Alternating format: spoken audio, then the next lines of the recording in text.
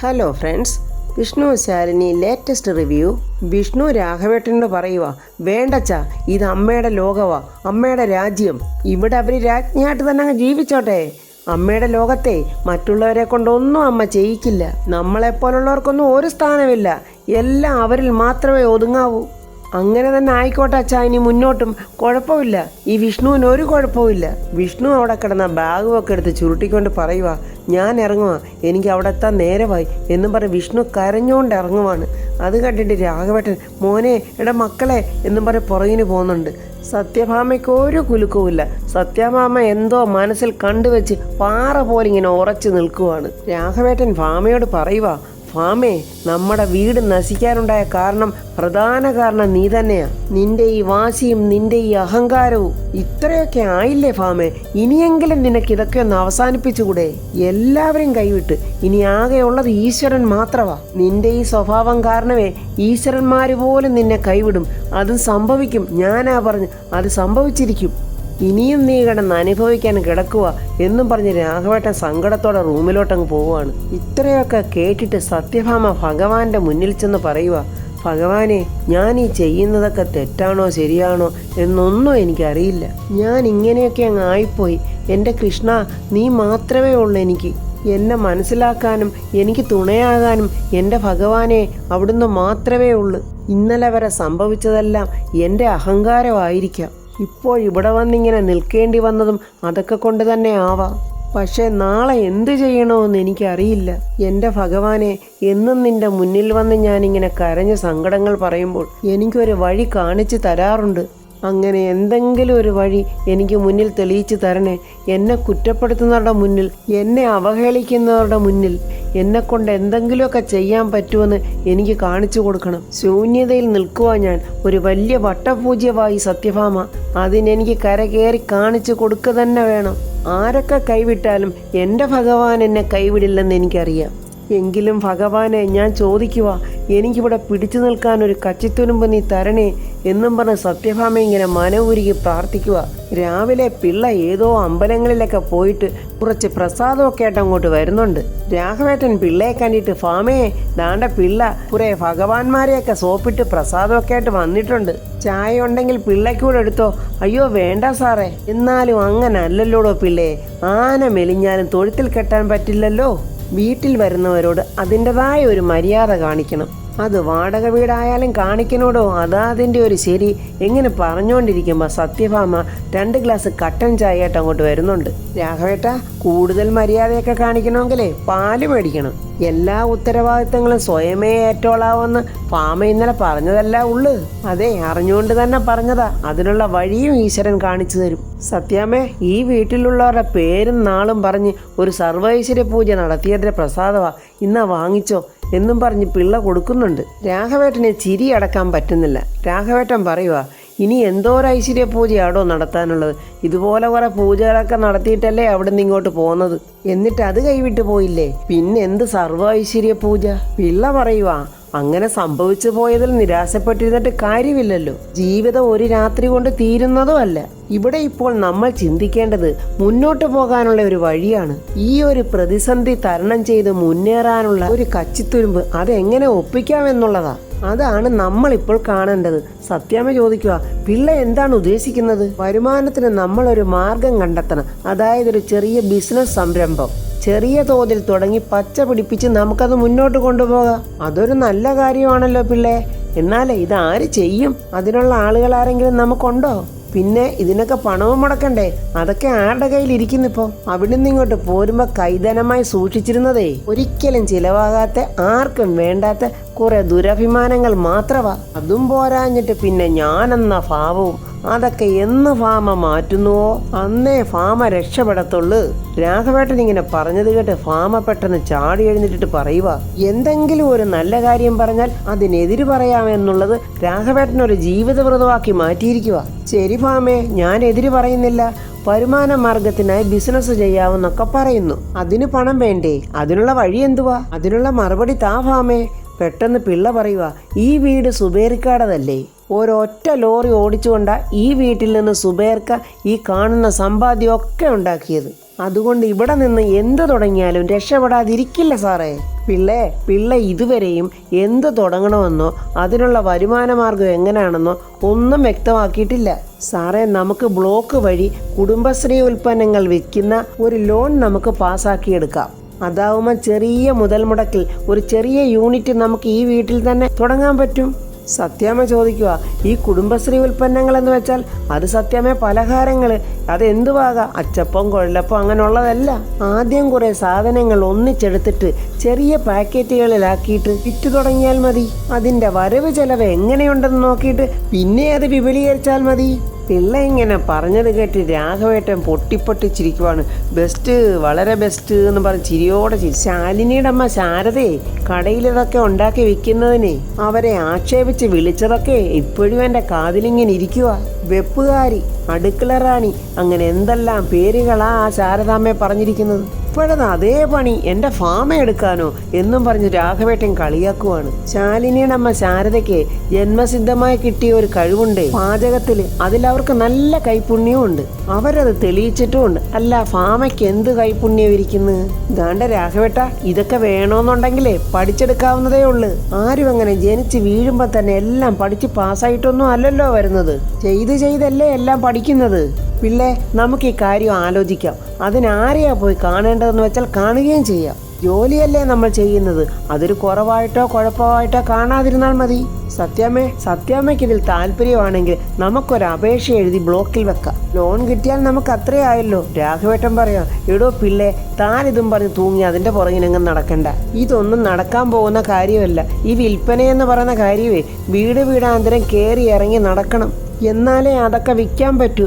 അതൊക്കെ ഈ ഫാമയെ കൊണ്ട് പറ്റുമോ? രാഘവേട്ടന് എന്തോ പറയുന്നത്? അയ്യോ, ഞാൻ എൻ്റെ ഒരു അഭിപ്രായം പറഞ്ഞതേ ഉള്ളു. നിനക്ക് എന്താണോ തോന്നുന്നത് അതുപോലൊക്കെ അങ്ങ് ചെയ്തോ. മുറുക്കോ അച്ചപ്പോ കൊഴലപ്പോ ഇനി ഹോട്ടൽ തുടങ്ങിയാലും എനിക്കൊരു കുഴപ്പമില്ല എന്നും പറഞ്ഞ് രാഘവേട്ടനകത്തോട്ട് കയറി പോവുക. സത്യാമ്മയ്ക്ക് ഇത് കേട്ടിട്ട് ദേഷ്യം വന്നിട്ട് പറയുക, പിള്ളേ, നമുക്ക് തുടങ്ങായത്. രാഘവേട്ടൻ പറയുന്ന ഒന്നും കാര്യമായിട്ട് എടുക്കണ്ട. രാഘവേട്ടൻ പറയുന്ന ഒന്നും കാര്യമായിട്ട് എടുക്കാത്തത് കൊണ്ടാണല്ലോ സത്യഭാമയെ നിനക്ക് ഈ ഗതി വന്നത്. എന്നിട്ടും നിന്റെ അഹങ്കാരത്തിന് ഒരു കുറവുമില്ലല്ലോ. ഞാനേ പാഠങ്ങൾ പഠിച്ച് മുന്നേറാൻ ആഗ്രഹിക്കുന്ന ഒരാളാ.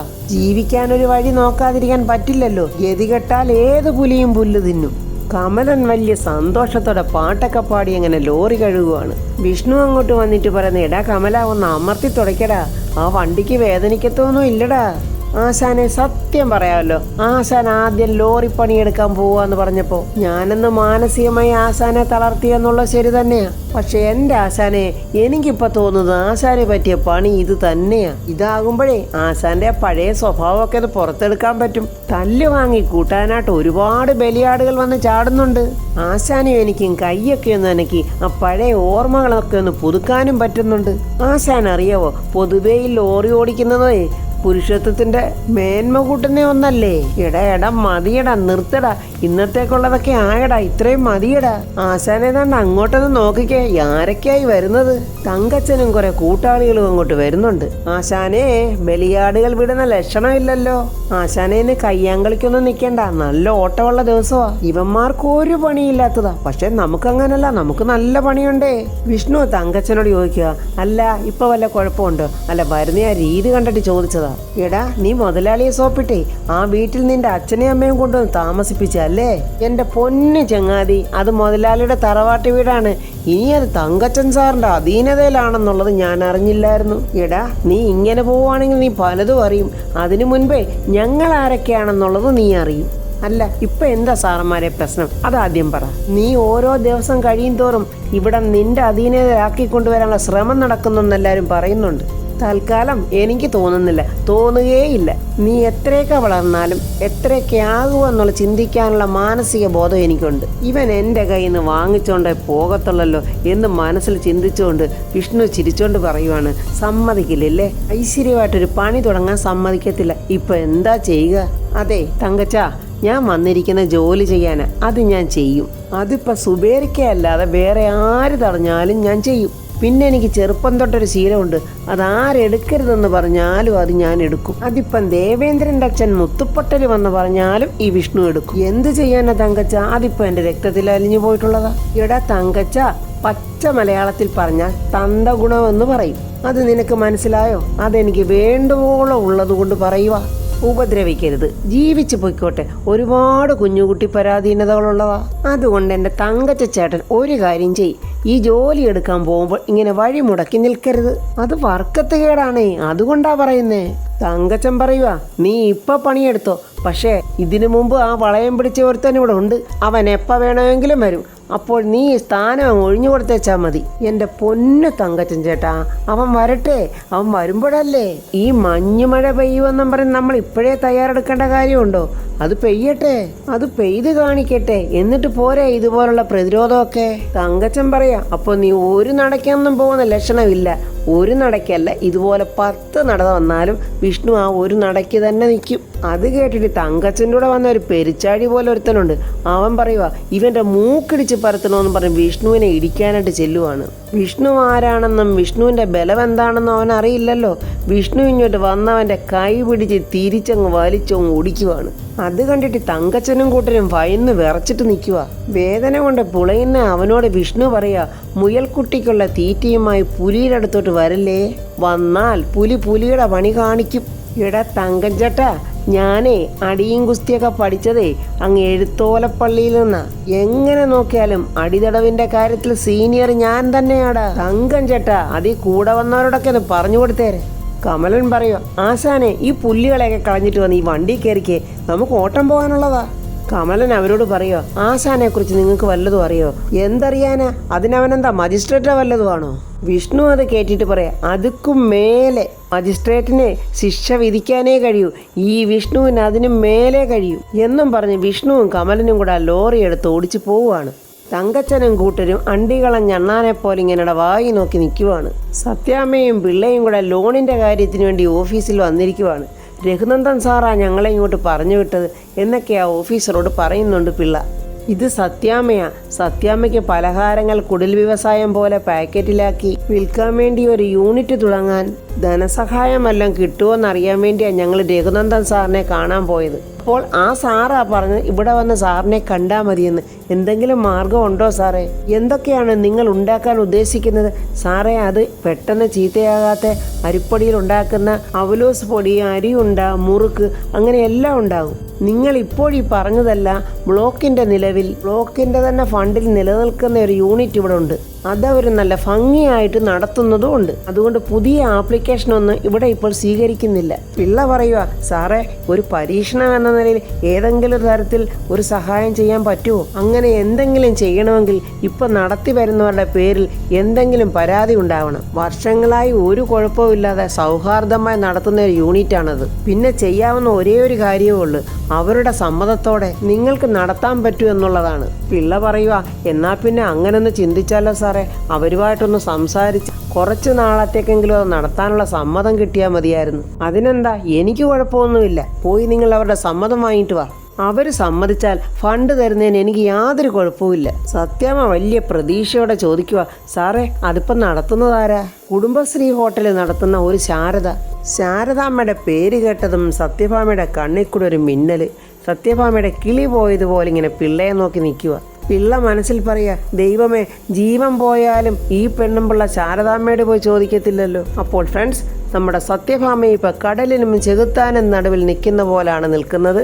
ഇനി അടുത്തതായിട്ട് സത്യഭാമ എന്ത് ചെയ്യും? ശാരദാമ്മയോട് പോയി സഹായം ചോദിക്കുമോ എന്നുള്ളത് അടുത്ത വീഡിയോയിൽ പറയാം. എൻ്റെ ഈ വീഡിയോ ഇഷ്ടപ്പെട്ടാൽ ലൈക്കും കമൻസും, സബ്സ്ക്രൈബ് ചെയ്യാത്തവർ സബ്സ്ക്രൈബ് ചെയ്യണേ.